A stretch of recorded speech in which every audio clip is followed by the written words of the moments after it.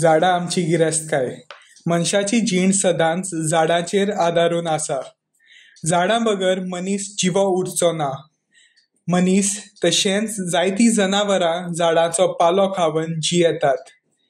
दिसाच्या वेळार मनशांनी सोडिल्लो कार्बन डायऑक्सायड झाडां ओडटा आनी बदले आमकां प्राणवायू दिता.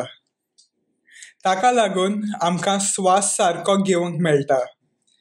झाडां आसात थंय मनीस खुशाल आनी मनाचे शांतीन जियेता.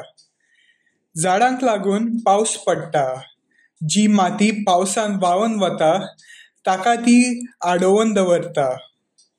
ती आमकां सुर्या पासून सावळी दिता. झाडांची फळां खावन मनीस आपली भूक मारता आनी सुंदर सोबीत फुलां मन भुलयता.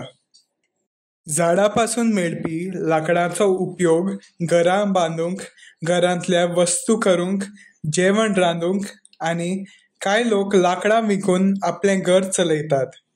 झाडांचेर सुकणीं आपलो घोंटेर बांदतात. झाडांनी मनशाची जीण सोबीतकायेन भरून उडयल्या. झाडां आमची काळजी घेतात म्हूण आमी झाडांची काळजी घेवंक जाय आनी आनीक झाडां लावन आमचो देश सुंदर करपाक जाय.